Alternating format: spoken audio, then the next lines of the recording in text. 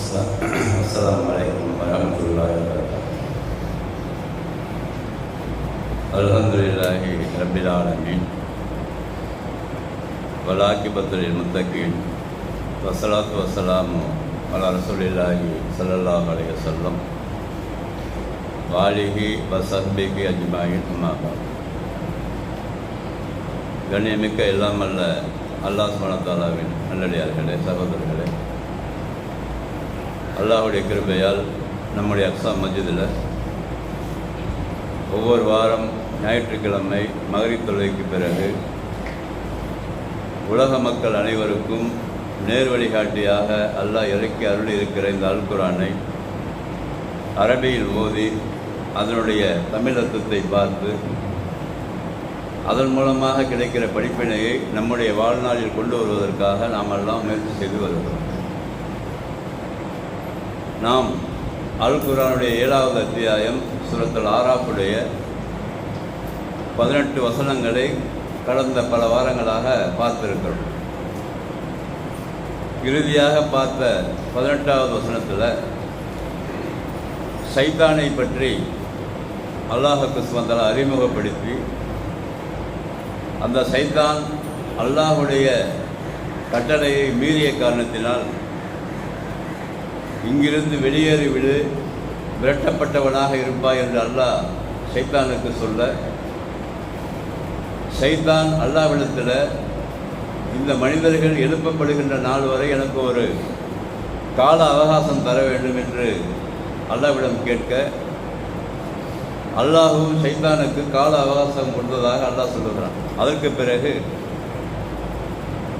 என்னை நீ இழிவுபடுத்தி விட்டாய், அதன் காரணத்தினால முன்னால் படைக்கப்பட இருக்கிற மனிதர்களை அவர்கள் முன்னாலும் பின்னாலும் இடதுபுறமும் வலதுபுறமும் மேலும் கீழும் நான் உட்கார்ந்து கொண்டு அவர்கள் யாருமே உன்னுடைய வழியை பின்பற்றாதவர்களால் ஆக்கி விடுவேன் என்று சொன்னதாக அல்லாஹ் பதிவு செய்கிறார்.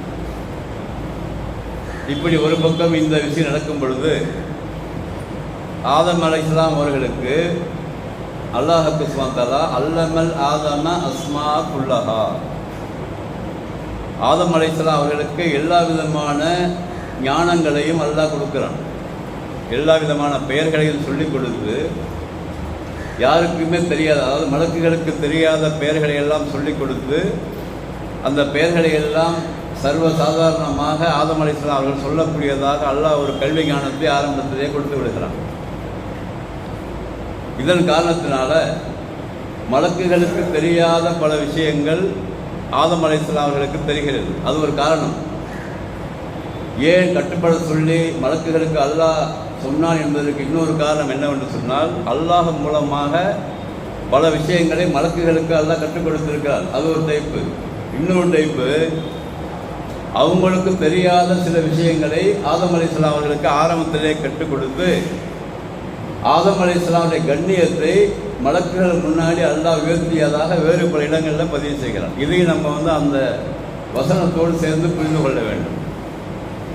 இப்படி எல்லாம் செய்து விட்டு தான் அடுத்த ஆயத்தில் இன்னைக்கு பார்க்க இருக்கிற 19வது சொல்கிறான், யா ஆதம் உஸ்குன் அன்த வ ஸௌஜுக்கல் ஜன்னா வகுலா மின்ஹா ரகதன் ஹைசு சேர்த்துமா வலா தக்கரபா ஹாதிக ஷஜரத்தை பத்தகுலா மின தாலிமின். இது 19வது வசனம். இந்த 19 என்ன சொல்கிறான்ல, ஆதமே நீனும் உன்னுடைய ஜோடியும், அது மனைவி என்று மொழிபெயர்த்திருக்கிறார்கள். ஏன்னா ஆரம்பத்தில் ஜோடியிலே வச்சுக்கோ, நம்ம நீனும் உன்னுடைய ஜோடியும் நான் படைத்திருக்கிற இந்த தோட்டத்துக்குள்ளே போக வேண்டும். ஜன்னத் என்ற வார்த்தைக்கு 2 விதமான அர்த்தங்கள் அரபியிலே இருக்குது. ஜன்னத் என்று சொன்னால், ஒன்று மறுமை நாளில் நல்லடியார்களுக்கு அல்லாஹ் தயார் செய்து வைத்திருக்கிற சொர்க்கம் ஒன்று. இன்னொன்று தோட்டம் என்ற அர்த்தமும் இருக்குது. தோட்டம் மரங்களால் சொல்லப்பட்டு தோட்டம் சொல்கிறோம்ல, நம்ம சாதாரண வழக்கில் அதுக்கும் அந்த அர்த்தம் இருக்குது.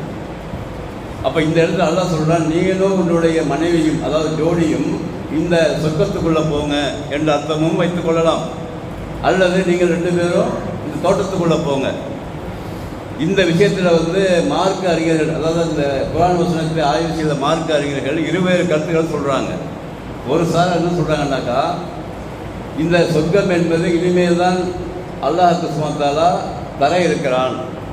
இங்கே சொல்லப்படுகிற சொர்க்கம் வந்து அது கிடையாது. இங்கே பூமியிலேயே அல்லாஹ் சுப்ஹானஹு வ தஆலா ஆதம் அலைஹிஸ்ஸலாம் அவர்களுக்காக மாத்திரமே, ஆதம் அலைஹிஸ்ஸலாம் அவர்களுக்கும் அவர் மனைவிக்காக ஆரம்பத்தில் ஒரு தோட்டத்தை ஏற்படுத்தி அந்த தோட்டத்துக்குள்ளே தான் வந்து அல்லாஹ் இந்த சம்பவம் நடக்கிறது என்று சில அறிஞர்களும், இல்லை அது அதெல்லாம் குறிக்கிறது சில அறிஞர்கள் சொல்லுகிறார்கள். அது எந்த கருத்தை நம்ம எடுத்தால் நமக்கு வந்து அந்த அக்கீதா ரீதியாக, கொள்கை ரீதியாக எந்த பிரச்சனையும் நம்மளுக்கு கிடையாது. அது சொர்க்கம் அங்கேனாலும் சரி தான், அல்லது பூமியில் எங்கே இருந்தாலும் சரி தான். அது சொல்லப்படுகிற விஷயம் என்னன்னு சொன்னாக்கா, இங்கே 2 பேர் சேர்ந்து போய் அங்கே இருக்கணும். ஆனால் நான் சொல்லுகிற இந்த மரத்துக்கிட்ட மட்டும் இருக்கக்கூடாது, போகக்கூடாதுன்னு சொல்லி அல்லாஹ் கட்டளை போடுறான். முதல் கட்டளைனாது ஆதம் அலைஹிஸ்ஸலாம் அவர்களுக்கு அல்லாஹ் போட்ட முதல் கண்டிஷன் என்னன்னு சொன்னாக்கா, எங்கே வேணாலும் சுற்றிக்க, எது வேணாலும் சாப்பிட்டுக்க, நல்ல சந்தோஷமாக ஏறி, ஆனால் நான் சொல்லுகிற அந்த மரத்துக்கிட்ட மட்டும் போகக்கூடாது. நம்ம பெரும்பாலும் இந்த கட்டளை மட்டும்தான் ஆதம் அலைஹிஸ்ஸலாம் அவர்களுக்கு அல்லாஹ் கொடுத்தான்னு சொல்லி பல பேர் பயானில் கேட்டுருப்பீங்க. நம்மளால் நினச்சிட்டு இருக்கோம் இந்த ஒரு கட்டளை மாத்திரம் கிடையாது, இன்னும் பல அத்தியாயங்களில் வேறு பல விஷயத்தையும் சொல்லி கொடுக்குறாங்களாம். இது ஒன்று, அந்த மரத்துக்கிட்ட போகாதுன்னு சொன்னது. அந்த மரத்துக்கிட்ட போனால் என்ன ஆகும் என்று சொல்லியும் வேறு பல வசனங்களை எல்லாம் சொல்லுகிறான். அங்கே வந்து எங்கே வருதுன்னு சொன்னாக்கா, சூரத்து தாஹா என்று சொல்லக்கூடிய 20வது அத்தியாயம் 117, 118, 119 வசனங்களில் இது சம்பந்தமாக வேறு சில விஷயங்களையும் எல்லாம் சொல்லிக் கொடுக்குறான். எப்படி? இப்போ குல்னா ஆதம் இன்னஹாதா அது உள்ளக்க, முதல்ல இந்த சைத்தானை வந்து ஆதமுக்கு அல்லாஹ் காமிக்கிறான். ஆதம் அலைஹிஸ்ஸலாம் நேரடியாக காமிக்கிறான். ஆதான்னு சொன்னால் அரபியில் இவன் இருக்கும். அப்போ அல்லாஹ் சுப்ஹானஹு வ தஆலா இந்த இருக்கான்ல, இப்போ முன்னாடி நிற்கிறான இவன் தான் உனக்கு வந்து எதிரி. உனக்கு மாத்திரம் இல்லை, வழி தவிச்சிக்க, உன்னுடைய ஜோடிக்கும் உன்னுடைய மனைவிக்கும் இவன் வந்து எதிரி. அது நேரடியாகவே சைத்தானை உருவமாகவே அல்லாஹ் முதல் மனிதனாக இருக்கிற ஆதம் அலைஹிஸ்ஸலாம் அவர்களுக்கு நேரடியாக காட்டியதாகவே இங்கே பதிவு செய்ய ஆயிடுது. நேரடியாக காட்டினேன் நான். யாருக்கு? இப்போ நமக்கு பொறுத்தவரைக்கும் சைத்தானை நம்மளால் பார்க்க முடியாது, நம்மளை பொறுத்தவரைக்கும் மறைமுகமாக இருக்கிறான்னு நல்லா பதிவு செய்கிறான். அவன் வந்து உங்களை வந்து நீங்கள் பார்க்காத குளத்துலேருந்து அவன் பார்க்கறான்னு நல்லா பதிவு செய்கிறான். ஆனால் ஆதம் அலைஹிஸ்ஸலாம் அவர்களுக்கு நேரடியாகவே அல்லாஹ் சைத்தானை காட்டி, இந்த இருக்கான் பாருப்பா, இவன் தான் உனக்கு எதிரி, உன்னோட ஒய்ஃபுக்கு இவன் தான் எதிரி, பார்த்துக்க.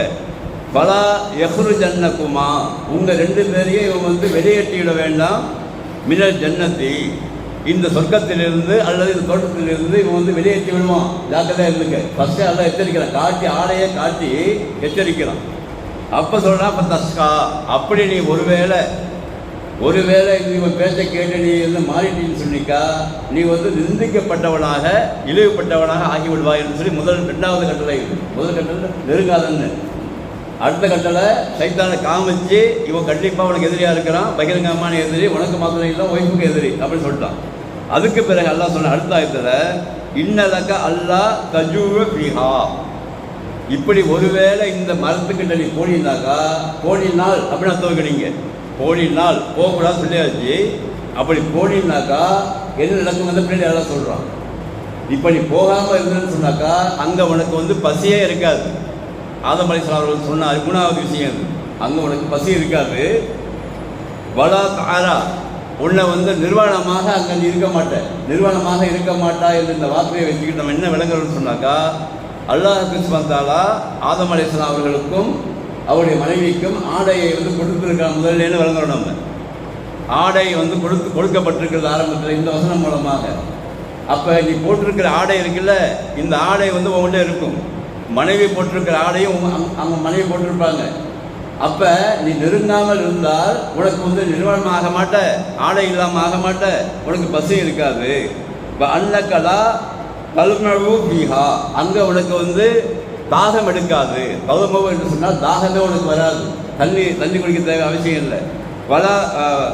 பலா தல்ஹா, உன் மேலே வந்து வெயில் அடிக்காது. தல்ஹா என்று சொன்னால் சூரிய ஒளி உன் மேலே அடிக்காது, வெளிச்சம் அடிக்காது. அப்போ இதெல்லாம் படிக்கும்போது என்ன விளங்குன்னு சொன்னாக்கா, ஆதம் அலைஹிஸ்ஸலாம் அவர்களை இந்த உலகத்தில் அல்லாஹ் படைப்பதற்கு முன்பாகவே சூரியன் இன்னும் சந்திரன் இன்னும் மற்ற கோள்களை எல்லாம் படைத்து விட்டான் என்று நல்லா டீப்பாக ஆய்வு செய்யும்போது விளங்குது. அப்போ இந்த வெயில் நம் மீது படும்போது தான் தாகம் ஏற்படுகிறது என்பதையும் அல்லாஹ் இங்கே சொல்லி கொடுத்து அனுப்புகிறான் ஆதம் அலைஹிஸ்ஸலாம் அவர்களுக்கு. நீ வந்து சொர்க்கத்துக்கு போகிற, அதாவது தோட்டத்துக்கு போகிற, அங்கே போய் நான் சொன்னபடி இருந்துன்னு சொன்னாக்கா தண்ணி தான் அடிக்காது, நீ நிர்வாணம் ஆக மாட்ட, உனக்கு பசி எடுக்காது, அதுக்கு பிறகு வெயில் வந்து உன் மேலே விழுந்து அதன் மூலமாக ஏற்படுகிற தாகமும் உனக்கு இருக்காது அப்படின்னு சொல்லிட்டு அல்லாஹ்வுக்கு சொல்ல இதெல்லாம் சொல்லிட்டு தான் எச்சரித்து அனுப்புகிறோம். எச்சரித்து இவ்வளோ பாடத்தை படித்து கொடுத்து தான் அல்லாஹ்வுக்கு சுமந்தாலா அங்கே எச்சரித்து அனுப்பியதாக இங்கே வந்து அடுத்த ஆயத்துக்கள்லாம் எல்லாம் பதிவு செய்கிறோம். அப்போ என்ன விளங்கணும்னு சொன்னால் நல்லா விளங்கியதில்லை. ஏன் வந்து அழுத்தமாக சொல்கிறேன்னு சொன்னாக்கா, இருப்பது ஒரே ஒரு மனிதன் தான். அந்த ஒரே மனிதனுக்கு எதிரி யார் என்பதை தெளிவாக அல்லாஹ் சொல்லிக் கொடுத்து நேரடியாக காட்டி அனுப்புகிறான். காட்டி அனுப்பிய பிறகும் அந்த முதல் மனிதனையும் அவருடைய மனைவியுமே உபதேசம் என்று சொல்லி சைத்தானால் வழிகெடுக்க முடியும் என்று அல்லாஹ் பதிவு செய்கிறான். அடுத்த ஆயத்தில் நீ என்னத்தான் சொன்னாலும் சரிதான், என்னத்தான் அவனுக்கு நேரடியாக காமிச்சாலும் சரிதான், சைத்தான் நேரடியாக காமிச்சாலும் சரிதான், அப்படியே காமிச்சாலும் அவன் பேசுகிற முறை, அவன் உன்னிடத்தில் வாங்குகிற அந்த அமைப்பு முறைகள், அவன் பேசுகிற லாஜிக் இருக்குல்ல, அவன் பேசுகிற முறை இருக்குல்ல, அதில் கூட கவுத்து விடுவான் என்ற பாடம் இதுக்குள்ளே இருக்குது. அதுதான் அடுத்த ஆயத்தெல்லாம் பதிவு செய்கிறான். எப்படி பதிவு செய்யலாம் சொன்னாக்கா, அப்படி இப்படி இவ்வளோ விஷயம் சொல்லிக் கொடுத்தோம் அல்லாஹ்வுக்கு சுமந்தா பதிவு செய்கிற அடுத்த ஆயத்தில் வஸ்வசபிகுமா அந்த சைத்தான் அவர்களை வழிகெடுத்து விட்டான். அடுத்த உடனே அல்லாஹ் பதிவு செஞ்சிடும். எப்படி வழிகெடுக்கிறான்? அது கூட வஸ்வசகுலவு சைத்தானு இபுதி அலகுமா மா உரிய அணுகுமா. அந்த சைத்தான் என்ன செஞ்சான்னு சொன்னாக்கா, வழிகெடுத்து உள்ளத்தில் அடித்தளத்தில் ஊசலாட்டத்தை போட்டு சந்தேகத்தை ஏற்படுத்தி அவர்கள் அணிந்திருந்த ஆடை அவர்களுக்கு வெளிப்படுகிற மாதிரி, அவர்கள் அணிந்திருக்கின்ற ஆடை இருக்குல்ல, அந்த ஆடை வந்து வெளிப்படுகிற மாதிரி அவர்களுக்கு வந்து உள்ளுணர்வை ஏற்படுத்தி விட்டான் என்று சொல்லி அல்லாஹ் இங்கே பதிவு செய்கிறான். அப்போ அல்லாஹ்வுக்கு சுமந்தா தந்திருக்கிற அந்த ஆடையை வந்து கழற்றுவதன் மூலமாக முதல் முயற்சியாக அவன் செய்கிறான். சைத்தான் முதல் முயற்சியாக அவன் வந்து வழிகெடுத்து மனசுக்குள்ள வந்து சந்தேகத்தை ஏற்படுத்தி அந்த ஆடை வந்து அணிவதன் மூலமாக இருக்கிற கண்ணியத்தை அவன் உணரச் செய்கிறான் என்று இந்த இடத்துல வந்து அர்த்தம் வைக்க வேண்டியிருக்கு. மின் சவு ஆத்திகமா. அதற்கு பிறகு எதை அவர்கள் மறைத்திருந்தார்களோ அந்த மறைத்திருந்த அந்த இன உறுப்புகள் வெளிப்படுகிற மாதிரி ஒரு தந்திரத்தை வந்து ஏற்படுத்தியிருக்கிறான். இப்போ அதுக்கு பிறகு அல்லாஹ் கூப்பிட்றான். இப்போ அது அந்த சம்பவம் எப்படி வந்து சொன்னாக்கா, அதாவது ஒரு சம்பவம் இங்கே இருக்கும் குரானை பொறுத்த வரைக்கும் எப்படி இருக்குன்னு சொன்னாக்கா, நம்ம வந்து அதை வந்து டீப்பாக புரியணும்னு சொன்னாக்கா, ஒரு ஆயத்தை படித்து விட்டு அது சம்பந்தமாக வேறு பல வசனங்களில் வேறு பல ஆயத்துகளில் அது சம்பந்தமாக வசனங்கள் இருக்கும். எல்லாத்தையும் ஒன்றா எடுத்து பார்க்கும்போது இன்னும் நல்லா புரிய ஆரம்பிச்சிடும். அல்லாஹ் அவுட்லைனாக சொல்லுவான் சில வசனங்களை, சில விஷயங்கள். அதே மாதிரி தான் இங்கே இது மாதிரி எச்சரிக்கை கொடுத்தும் நல்லா புரிய வைத்தும் அனுப்பிய பிறகும் சைத்தான் வெளிகெடுத்து விட்டான். அதுக்கு பிறகு அல்லாஹ் வந்து ஆதம் சில கூப்பிட்றான். இப்போ மா நகாக்குமா ரப்புக்குமா அன்ஹாதி சஜரத்தை, இந்த மரத்தை நெருங்க வேண்டாம் என்று நான் உனக்கு தடை செய்யவில்லையா? இதெல்லாம் எப்படின்னா அல்லாவை வந்து நேரடியாக ஆதம் அலைஹிஸ்ஸலாம் பார்க்கவில்லை. மாறாக அல்லாஹ்வுக்கு சுமந்தாலா அந்த ஓசையின் மூலமாகத்தான் பேசப்படுகிறது. இது வேறு பல வசனங்களும் வருது. சில பேர் என்ன நிறுத்திக்குவாங்கன்னு சொன்னாக்கா, இப்போ பல வழிகாட்டுகள் சில பேர் தப்சீர்கள் பேர் எழுதி எப்படி அந்த ஆரம்பத்தில் வந்து சைத்தானும் அல்லாவை பார்த்தான், அதுக்கு பிறகு ஆதமும் அல்லாவை பார்த்தார்கள் சொல்ல எழுதி வச்சிருக்காங்க. அதெல்லாம் தவறான கருத்துக்கள். அல்லாவை வந்து ஒருபோதும் மனிதன் இந்த கண்ணால் பார்க்க முடியாது. அப்போ எல்லாமே அங்கே வந்து அந்த வஹி என்று சொல்லக்கூடிய ஓசை மூலமாக இந்த சம்பாஷணைகள் நடக்கிறது, இந்த உரையாடல்கள் நடக்கிறது. அங்கே தான் அல்லாஹ் கேட்குற ஆதமை பார்த்து, ஏன்பா நான் சொன்னேன் உனக்கு நேரடியாக காமிச்சல் செய்தானே, நான் தடை செய்யவில்லை அங்கே போகக்கூடாதுன்னு சொல்லி அப்படி கேட்கும் பொழுது, இல்லா அன் தக்கூடா மலக்கையிலே அவர் தக்கூடா மினல் ஹாலிதீன். இதை வந்து சைத்தான் சொல்லுவார். எப்படின்னாக்கா, எதுக்கு தெரியுமா உன்னை படைத்து வளர்த்து பரிபாலனம் செய்த அல்லாஹ் தடுக்கிறான் தெரியுமா? ஒரு உபதேசம் சொல்கிறான். எப்படி இங்கே நீ வந்து அந்த மரத்துக்கிட்ட போகணும்னு சொன்னாக்கா நீ காலங்காலமாக இங்கே இருந்துருவேன், அல்லது ஒருவேளை வந்து இந்த மனிதத்தன்மை இல்லாமல் மலக்குகளாக ஆகிவிடுவாய், அதனால தான் உன்னை வந்து போகலான்னு சொல்லியிருக்கிறான். இப்படி லைஃபாக சொல்கிறது. இப்போ அல்லாஹ்க்கு தான் செக்கு வைக்கிறாங்க, இவருக்கு ஒரு டெஸ்ட்டு வைக்கிறான். டெஸ்ட்டு வைக்கும் பொழுது அங்கே போகக்கூடாதுங்கிற எண்ணம் வந்து ஆதம் அலைஹிஸ்ஸலாம் வரல. மாறாக ஏன் போகக்கூடாதுன்னு சொன்னான் தெரியுமா அப்படின்னு அவன் ஒரு சந்தேகத்தை போடுறான் சைத்தானே. அப்படி போடுற காரணத்தை சொல்கிறான். நீ ஒருவேளை அல்லாஹ் சொன்னதை கேட்காம நீ அங்கே போனீங்கன்னாக்கா இங்கே இருந்துருவ, அல்லது மலக்குகளை எங்களை மாதிரி நீ இருந்துருவீங்க. அதை வந்து அல்லாஹ் விரும்பவில்லை. நீ இங்கே இருப்பதையும் மலக்குகளாக நீ ஆவதையும் அல்லாஹ் விரும்பவில்லை. அதன் காரணத்தினால இந்த மரத்துக்கிட்ட போகக்கூடாதுன்னு சொல்கிறான்னு சொல்லி ஒரு ஐடியாலஜி பண்ணி அந்த சைத்தானை வந்து இந்த ஐடியா கொடுத்து இவருக்கு வந்து மைண்டு இதாகுது, கிராஸ் ஆகுது. இப்போ மைண்டு கிராஸ் ஆகிறப்ப எல்லாம் படைத்திருக்கிறான். ஏன்னாக்கா முதல் மனிதன் இப்படித்தான் வரக்கூடிய எல்லா ஜெனரேஷனும் இருப்பார்கள் உள்ள அர்த்தம் இருக்குது. இப்படித்தான் இருப்பார்கள். நல்ல ஸ்ட்ராங்காக இருக்கிற ஒரு மனிதனை கூட உபதேசம் என்ற பெயரில் தப்பாக சொல்லிக் கொடுத்து கூட வழி கொடுக்க முடியும் என்பதற்கு இது ஒரு ஆதாரமாக இருக்கிறது. அப்போ இந்த தெளிவாக ஏன் அல்லாஹ் முதல் மனிதனை பற்றி பேசும்போது அல்லாஹ் ஏன் இப்படி பதிவு செய்கிறான்னு சொன்னாக்கா, இந்த வசனத்தில் நம்மளை ஜாக்கிரதையாக இருக்க சொல்கிறோம். எப்படி தனித்தனியாக ஒவ்வொரு மனிதன்ட்டையும் அவங்க செய்கிற காரியங்களுக்கு இன்னொரு காரணத்தை கற்பித்து இன்னொரு உதாரணத்தை சொல்லி அவர்களை அவன் மலையில் விழுவைக்கக்கூடிய தந்திரத்தை கற்றுக்கொண்டவன். ஏன் இதை கற்றுக்கொண்டான்னு சொன்னாக்கா, இவன் எப்படி இருக்கான்னு பார்ப்பான். இவன் கேட்பான்னு கேட்க மாட்டான்னு அவன் பார்ப்பான். அதுக்காக தான் சைத்தானை பற்றி அல்லாஹ் பதிவு செய்து பல இடங்களில் சொல்கிறான். இவன் சூழ்ச்சி ரொம்ப பலகீனமானது தான், ஆனால் ஸ்ட்ராங்காக இருக்கிற மாதிரி இருக்கும். இவன் அதை விழுந்துருவான் பெரும்பாலான மனிதர்கள். அந்த காரணத்தினால்தான் இன்றைக்கு பெரும்பாலான மனிதர்கள் மனோ இச்சை என்ற பெயரில் தாங்கள் சொந்தமாக ஒரு கற்பனை பண்ணி கொண்டு தங்களுடைய வாழ்க்கை முறை அமைச்சிக்கிறாங்கல்ல. காரணம் என்னது? அங்கே ஒரு சந்தேகத்தை போட்டு விட்டுருக்கான் சைத்தான் எல்லா மனசுலையும். எப்படி அப்புறம் பார்த்துக்கலாம் பாருலாம். அவன் கபருடைய விஷயங்கள், மறுமை, சொர்க்கம், நரகம், அப்புறம் எப்படி சந்திப்பு, அப்புறம் கேள்வி கணக்கு, இதெல்லாம் அப்புறம் முதல்ல இந்த உலகத்தில் வாழ்றதுக்கு பாரு. அது லாஜிக்காக பேசுறது.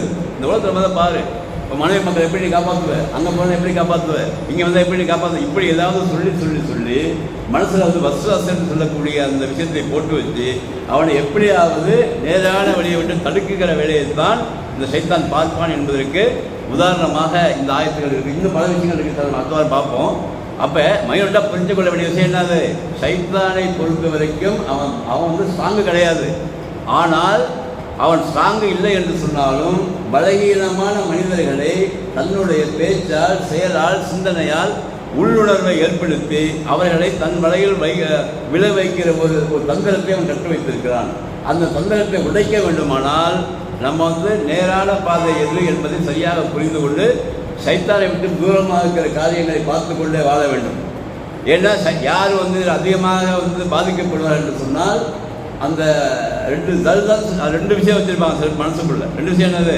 இருக்குமா இருக்காதா, இல்லைன்னா என்ன பண்ணுறது, இருக்குன்னா என்ன பண்ணுறது, இது செட் ஆகுமா செட் ஆகாதா, இப்படிலாம். அது நம்மளே இல்லை. தொழுகையாரையை பொறுத்த வரைக்கும் பெரும்பாலும் அல்லாஹ் பார்த்தாலா உள்ளத்தின் அடிப்படையில் ஸ்ட்ராங்கை போட்டு வச்சுருப்பான். தொழுகை இல்லாத, இபாதத்தை இல்லாத, மார்க்கத்தை பற்றி கொஞ்சம் அதிகமாக படிக்காத, உலக காரியங்களில் அதிகமாக ஈடுபடுகிற பல பேர்களை தன் வலையில் வீழ்த்தி எல்லா விஷயங்களும் சந்தேகத்தை ஏற்படுத்தி அவனை டைரக்ஷனை மாற்றி விட்டுருவான். அதனால தான் பல பேர்கள் இன்றைக்கு நம்ம முஸ்லீம் என்ற பெயரில் இன்றைக்கு வழிகாடு இவ்வளோ இருக்குது, இவ்வளோ வழிகாடு இருக்குது, மார்க்கத்துக்கு முன்னாடி இருக்கிறாங்க, வியாபாரம் சரியில்லை, மற்ற விஷயங்கள் சரியில்லை. காரணம் என்னன்னு சொன்னாக்கா, சும்மா போய்ட்டு வந்துடும், சும்மா போயிட்டு வா, லாஸ்ட் அதெல்லாம் சொல்லிட்டு போயிட்டே இரு, இப்படியே போட்டு விட்டுருவாங்க மனதில். நம்மளுக்கு பார்த்தா புரியாது. அது ஏன்டா லேட்டாக வராங்கன்னு நம்ம நினைப்போம். நம்ம கத்திட்டு உட்காந்துருப்போம் மேடையில் ஜும்மாவில், பார்த்து கடைசி தான் எல்லாம் வருவாங்க முக்காசி பேர்.